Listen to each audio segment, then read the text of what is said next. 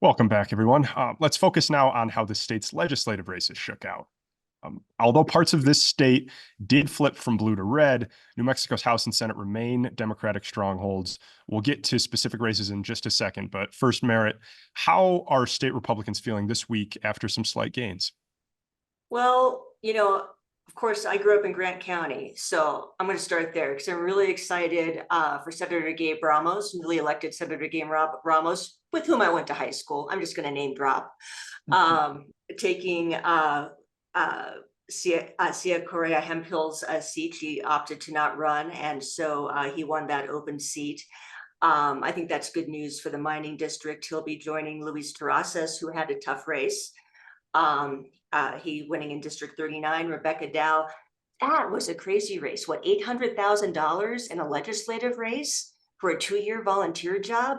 I mean, I think the money we saw in some of these legislative races was tremendous. And I'd recommend viewers go look at New Mexico in depth. There's a great piece by Peter St. Cyr on just where some of the PAC money went and how it played out in these races. We don't have time to talk about it here, but do check out New Mexico in depth.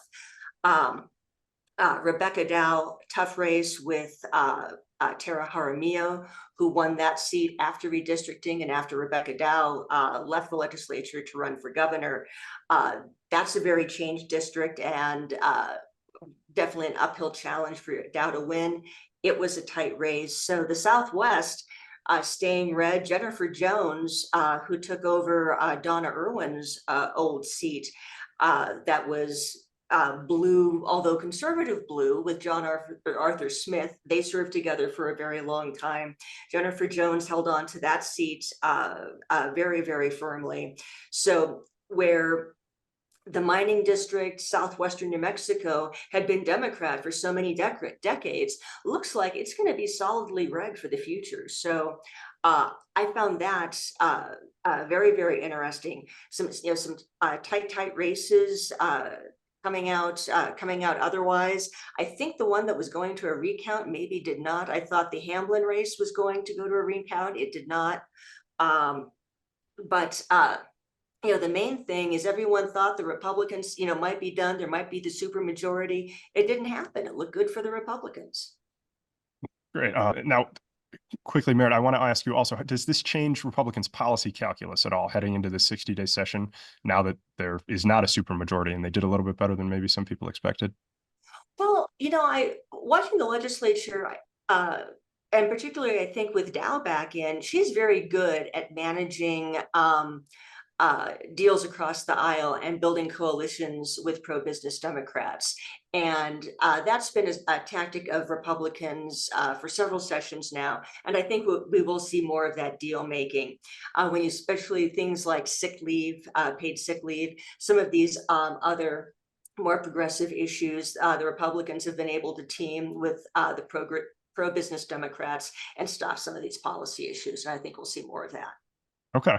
Now, this was the first state Senate election since New Mexico's redistricting. Democrats redrew the lines in 2021. We've talked about that. Dan, did you see any examples of that shakeup influencing what happened with Democratic candidates? Yeah, we saw, Senate District 12, for example, was Jerry Ortiz-Pino's seat for a long time. And he announced he wasn't running for re-election this year. And so that seat kind of got chopped up and moved to a totally different part of Albuquerque, actually into Sandoval County as well. And so we saw Jay Block, a Republican, win that seat. Then kind of on the other side of the coin, Senate District 30 had been a Republican seat kind of down in Valencia County area. And they ended up pitting two incumbent Republicans in the same district in Senate District 29. And Democrats then won that Senate District 30 seat. Angel Charlie is the candidate who won. So in the end, kind of some shuffling and shifting a couple of these seats, but in the end, Republicans only picking up one seat in the Senate, and that's that Gabe Ramos seat that Merritt mentioned. So some interesting kind of changes and a lot of new faces because of folks who didn't run for re-election. But in the end, I don't think the political calculus in the Senate is going to be that different than it was. Okay. Now, Eric, I want to ask about House District 53. That's incredibly close still. Democratic Sarah Silva leads Republican Elizabeth Lee. Winter Road right now, 133 votes as of Thursday morning when we're recording this. What does that race tell us about that district, the southern part of the state specifically? Well, it's sort of it's a little bit contradictory because we were just talking about Gabe Vasquez and how well things went for him, and most of the Democrats did okay. I think Senator Carrie Hammond's race was a lot closer than a lot of folks thought it was going to be. So there is definitely some of the overperformance of Trump voters, Republican voters, probably has a lot to do with that. Sarah, as you all know, in that race, they had it was a close kind of close race in the past, but when the John Hill, I think, won the primary, and then, sadly, got ill and then passed away. So she, not unlike what happened with Vice President Harris, got into the race very, very late. She was well known and well respected. She's been active in the the nonprofit community down there and knew a lot of the electeds, and is very, I think, a strong candidate. But I think most folks thought it was not going to be this close. Certainly I didn't think, even though the numbers might lead you to believe otherwise. But I think she's going to be okay. I hope so.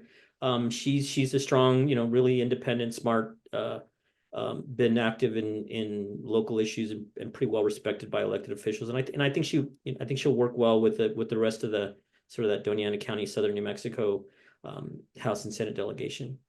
Okay. Now, Dan, the Journal recently published a story, Megan Gleason with the Journal, acknowledging this is the first ever female majority legislature in New Mexico history.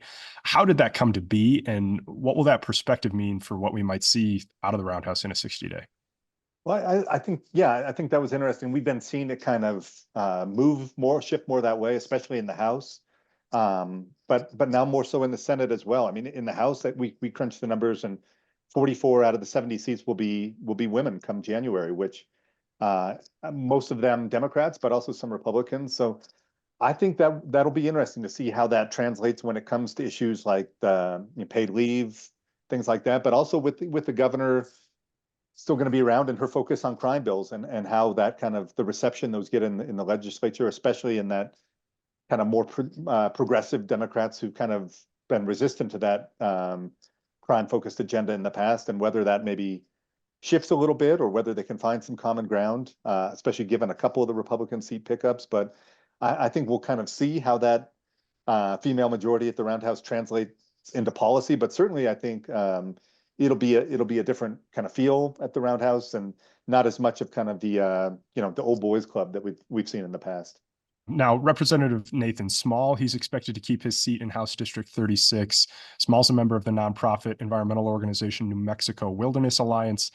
Eric, how will elected officials like Small navigate pushing for environmental protections for this state on a statewide level when they're up against the federal government poised to slash the EPA and eliminate quite a few environmental protections in the process? It's going to be an interesting dilemma. There is a pretty substantial philosophical difference now between what President Trump has been saying about, drill baby drill, and not really that interested in the kind of diversification I think Merritt was talking about. To really transition to a much more diverse sort of energy economy, we have to make major investments, the kind that we saw in the Inflation Reduction Act. And I just don't think that that's what we're going to hear on the regulatory side. EPA is primarily a regulatory entity, although it was created by Richard Nixon. It really is, it's the epitome of regulating industry. That's what they do. And so I think that what it means for New Mexico is that, like other issues, it's going to fall to state leaders to try to, whatever jurisdiction, whatever authority they have, to try to really take the ball and really sort of make sure we're protecting New Mexico's environment, and try to diversify the economy locally. Having said that, a lot of money was coming to New Mexico out of the Inflation Reduction Act and DOE and these green projects. We've had several solar projects and battery storage projects, and so I just don't know whether those are going to have the kind of support coming out of Washington. President Trump doesn't really support those as much as currently the current administration, or that Vice President Harris certainly would have. But I think what it's going to mean for folks like Nathan Small and other folks who have an environmental and conservation ethic is that they're going to have to, really use whatever power, resources, and jurisdiction they have as state leaders, as state legislators, to try to kind of protect New Mexico's environment. And that it's going to be a little bit of every state for itself at this point. But hopefully we can be a leader, continue to be a leader, because we are, even though the governor's embraced oil and gas industry much more than she did early in her career. I think folks like Nathan Small and others are going to have to really see what they can do at the state level to protect at least our state. Okay. Merritt, I want to ask you a very similar question. How will Republicans fit into that dynamic if the state legislature does become sort of a protective body from a much more conservative federal government right now? Well, the Republican caucus has always been firmly on the side of the oil and gas industry.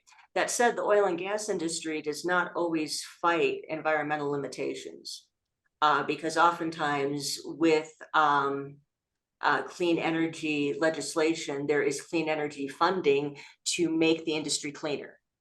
So at times when the large producers, oil and gas, are saying, yes, we welcome this.